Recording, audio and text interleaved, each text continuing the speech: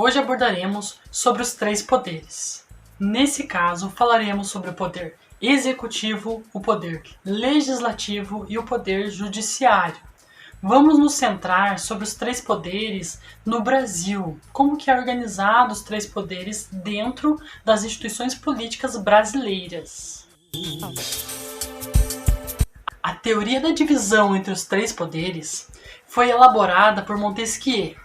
Ele nasceu na França no final do século XVII e começo do século XVIII.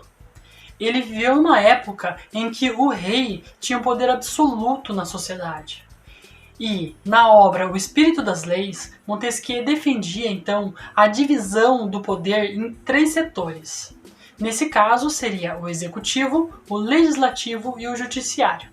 Cada um desses setores políticos teria, então, o seu poder limitado pelos outros setores de poder político.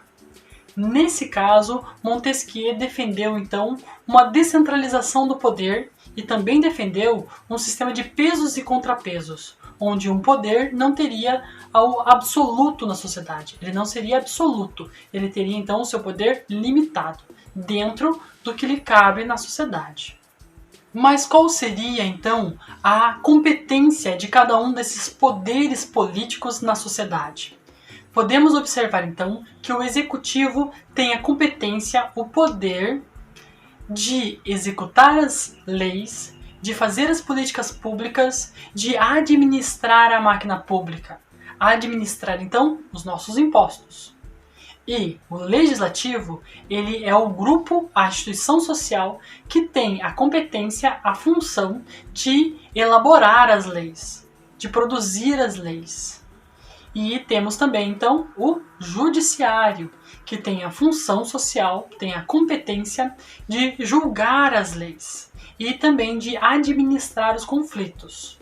Vamos, então, observar quais são as instituições sociais brasileiras que definem cada um desses três poderes. Com o intuito de explicar de uma forma clara e didática quais são os cargos e as funções relacionadas a cada um dos três poderes, vou utilizar alguns desenhos. O território brasileiro é composto por três níveis de administração. Temos o nível municipal, referente à cidade.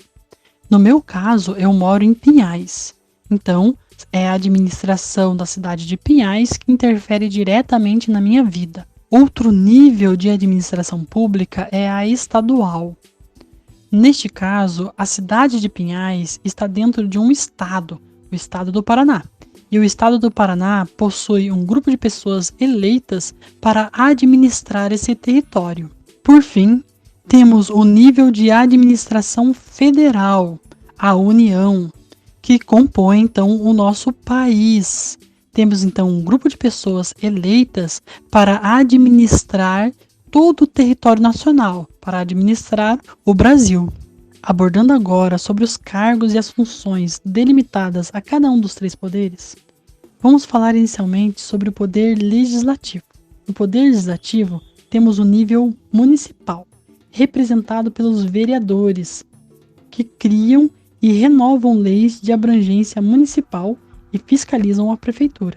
Em nível estadual, temos os deputados estaduais, que criam e renovam leis de abrangência estadual e fiscalizam o governador, a governadora que foi eleito naquele estado.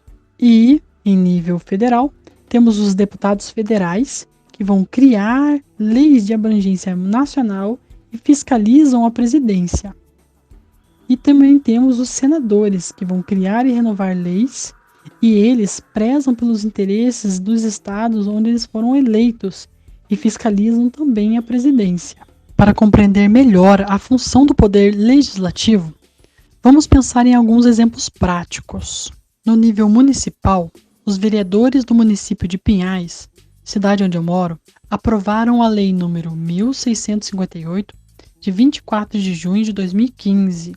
Essa lei aprova o novo Plano Municipal de Educação, e esse plano vai vigorar por 10 anos, até 2025.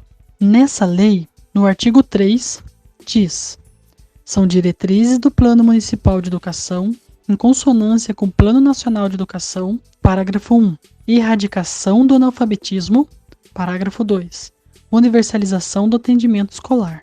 Ou seja, depois que essa lei foi discutida, foi aprovada na Câmara dos Vereadores, ela foi entregue para o prefeito ou prefeita e foi assinada.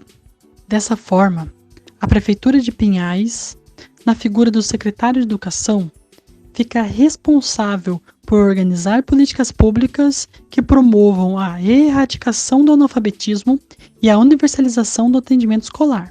Ou seja, se tiver uma demanda de educação infantil municipal, ela tem que ser atendida pela Prefeitura e pela Secretaria de Educação. No nível estadual, vou dar o exemplo de uma lei promulgada no estado do Paraná.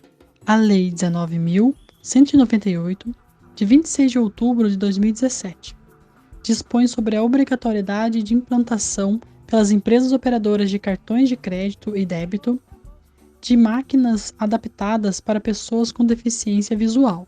Assim, os deputados estaduais do Paraná, em 2017, escreveram, debateram e votaram na aprovação dessa lei que obriga as operadoras de cartões de crédito e débito de adaptarem as máquinas para pessoas com deficiência visual. Essa lei foi entregue para o governador do estado desse período e esse governador assinou essa lei, colocando ela em prática, fazendo então que as empresas tivessem que recolher as máquinas de cartões de crédito e débito e adaptarem ela para pessoas com deficiência visual.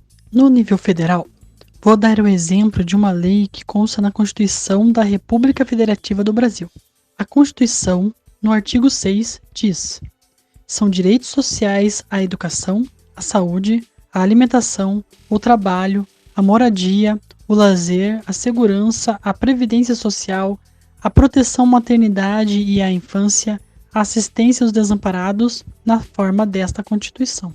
Essa lei foi debatida em 1988 pelos deputados federais e pelos senadores e foi definido que o governo federal tinha a responsabilidade de fazer políticas públicas para promover o acesso à moradia, a trabalho, à alimentação, à saúde, à educação para todo o povo brasileiro. Vamos pensar agora os cargos e as funções relacionadas ao poder executivo. No nível municipal, temos a imagem do prefeito ou prefeita, que vai selecionar um grupo de secretários municipais que vão organizar então as políticas públicas para cada uma das áreas.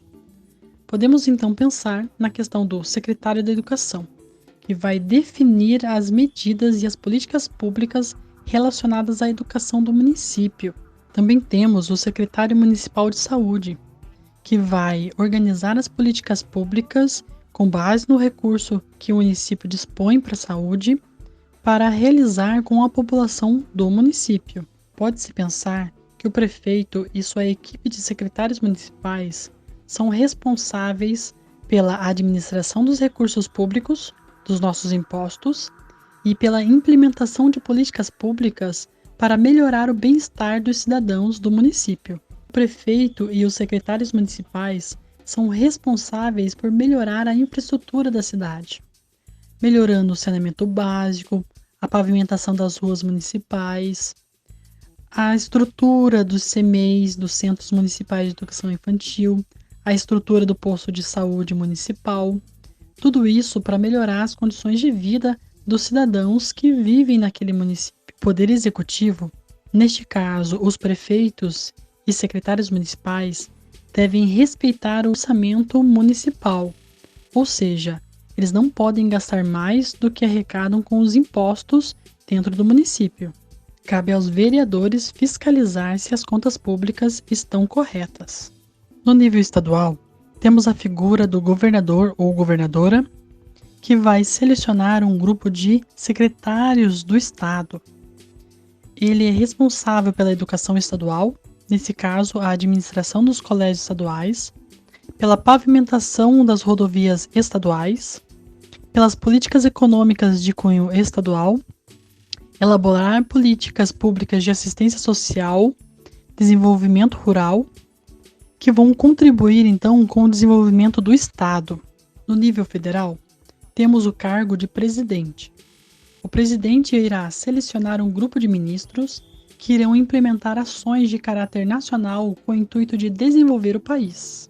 Cada ministro tem a incumbência de administrar os recursos públicos destinados à sua pasta e implementar políticas públicas para melhorar as ações relacionadas à sua área de atuação. Temos, por exemplo, o ministro do Estado da Justiça e Segurança Social, que deve administrar os presídios públicos e todo o aparato policial federal e deve também implementar medidas para melhorar então a segurança pública.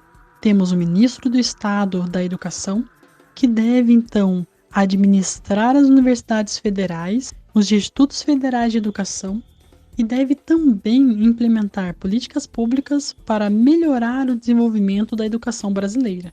Podemos citar algumas políticas públicas de abrangência federal administradas pelo presidente e pelos seus ministros, como o Minha Casa Minha Vida, o Bolsa Família, o ProUni. Todas são medidas que são organizadas e administradas pelo governo federal. Por fim, falaremos sobre o poder judiciário, que também é um poder político. No nível municipal, temos os juízes municipais, que vão julgar os conflitos dentro de uma cidade e que vão também verificar se as leis produzidas pelos vereadores e sancionada pelo prefeito, ela está de acordo com a Constituição Federal.